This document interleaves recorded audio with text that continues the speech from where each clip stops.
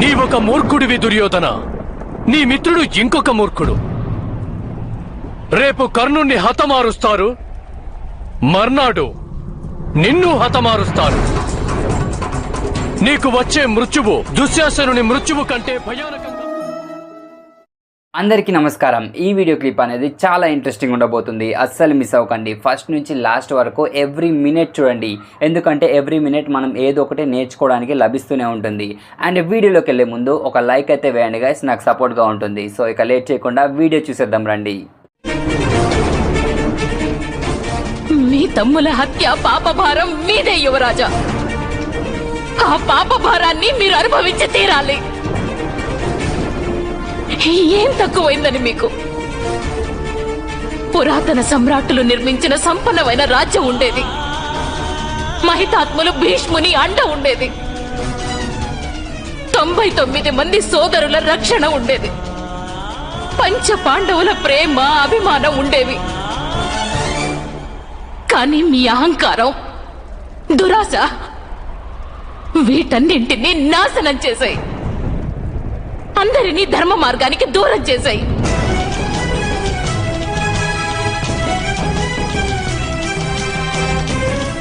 అందరూ అసురుల వలె ప్రవర్తించేలా చేశారు.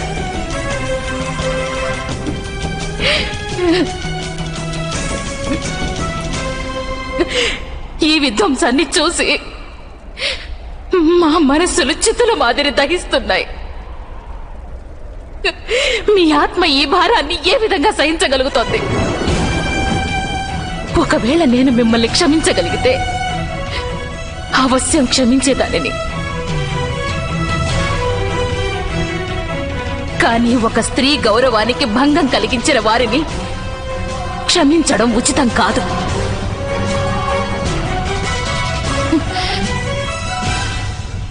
ఇది నా పరాభవానికి ప్రతీకారం కాదు యువరాజా. ఇది లోకంలోని బాధిత స్త్రీలందరికీ జరిగిన న్యాయం. ఈ న్యాయం ఎప్పటికీ విఫలం కానేరదు, ఎప్పటికీ మించిపోలేదు. మీ పాపాలకు ప్రాయశ్చిత్తం చేసుకుని దండనను స్వీకరించండి. మీ ప్రాణాలకు రక్షణ నేను కల్పిస్తాను. ఇలా చేస్తే మహారాణి గాంధారికి ఒక పుత్రుడైనా జీవించి ఉంటాడు కదా. లేదంటే రేపు రణభూమిలో ఇదే విధంగా మీకు కూడా భయానకమైన మృత్యువు లభిస్తుంది. ఎందుకంటే ఈ మహాభారత యుద్ధం ఇప్పుడిక త్వరలోనే సమాప్తం కానుంది. ఈ భరత భూమిలో ధర్మ సంస్థాపన అవశ్యం జరుగుతుంది యువరాజా. ఇది నిశ్చయం.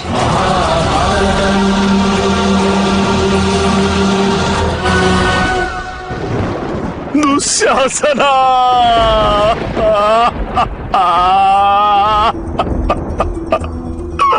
నా పుత్రుడు దుశ్శాసనుడు.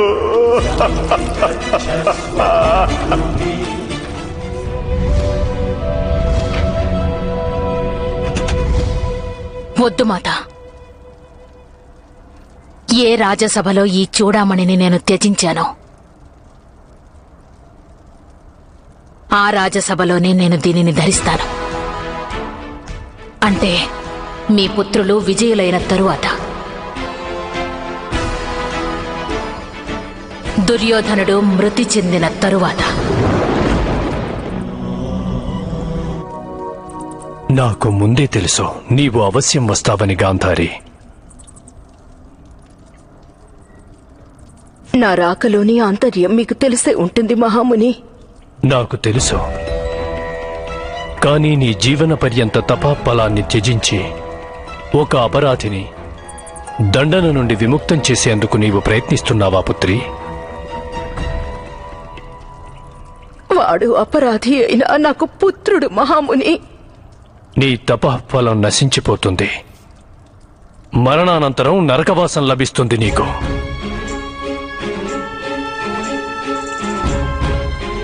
ఈ విధంగా పుత్రులందరినీ కోల్పోయిన వారికి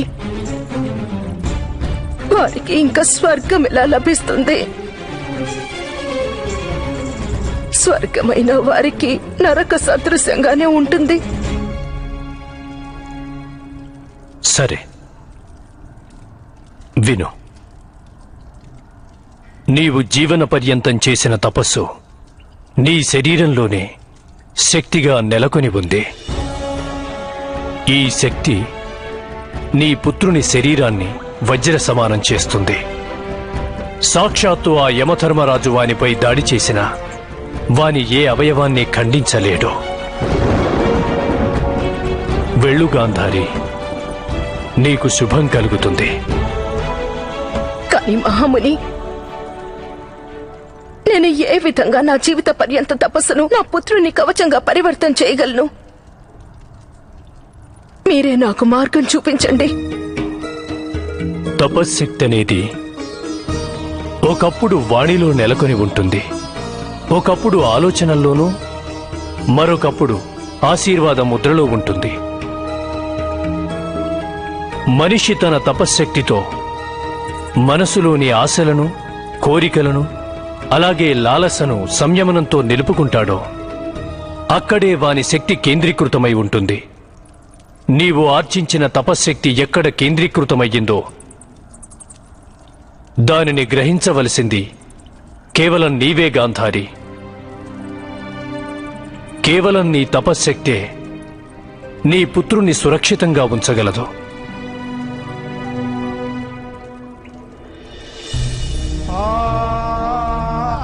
దుశ్శాసనుణ్ణి హత్య చేసి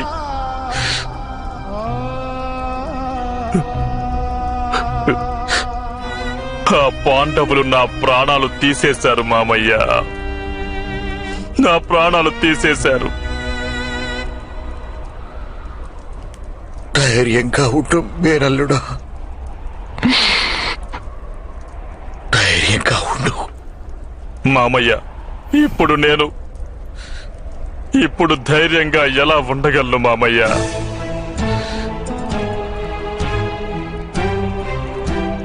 ఆ దుష్ట పాండవులు వంచనను, బలాన్ని ప్రయోగించి నన్ను ఓటమి అంచులకు తీసుకొచ్చారు మామయ్య. నా కుటుంబాన్నంతటినీ నాశనం చేసేశారు. నా తమ్ములనందరినీ హతమార్చేశారు.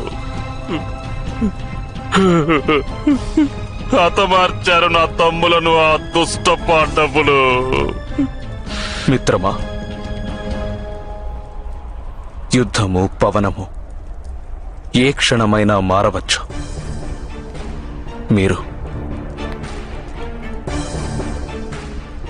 మీరు రాకుమారుడు దుశ్శాసనునికి అంతిమ సంస్కారం చేయండి.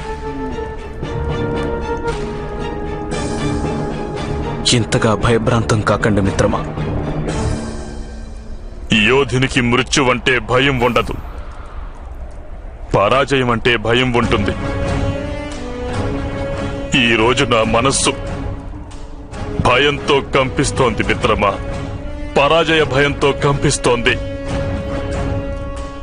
ఈ విధంగా నేను పరాజితున్నై ప్రాణాలు త్యజించవలసిందేనా, లేక వాస్తవంగానే ఈశ్వరుడు నాకు ఇలా భయపడమని రాసిపెట్టాడా? లేదు మిత్రమా,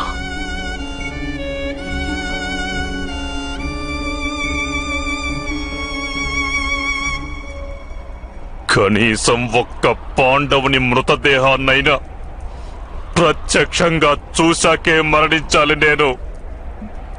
ప్రత్యక్షంగా చూశాకే మరణించాలి నేను.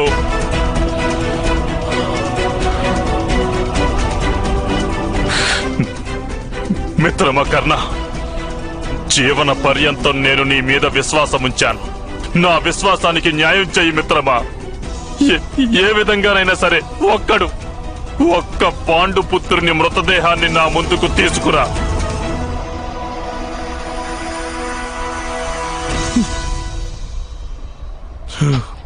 దుశ్శాసనుని చితి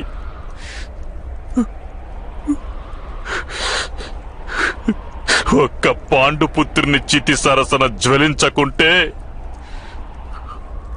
నా తమ్ముని వీరమరణం వ్యర్థమవుతుంది. నా తమ్ముని వీరమరణం. ఒకవేళ అలా జరగకుంటే దుశ్శాసనుని మృతదేహాన్ని గద్దలకు, కాకులకు, కుక్కలకు వదిలేద్దాం వాటికి. అంత మాట అనకండి మిత్రమా. నేను వాగ్దానం చేస్తున్నాను. రేపు ఎట్టి పరిస్థితుల్లోనైనా అర్జునుని నేను వధిస్తాను. నీవొక మూర్ఖుడివి దుర్యోధన. నీ మిత్రుడు ఇంకొక మూర్ఖుడు. రేపు కర్ణుణ్ణి హతమారుస్తారు, మర్నాడు నిన్ను హతమారుస్తారు. నీకు వచ్చే మృత్యువు దుశ్శాసనుని మృత్యువు కంటే భయానకంగా ఉంటుంది. భయాన్ని నీవు నీ మనస్సులో స్థిరం చేసుకో యువరాజా దుర్యోధన. ఇప్పుడు భయం ఒక్కటే నిన్ను రక్షించగలదు దుర్యోధన.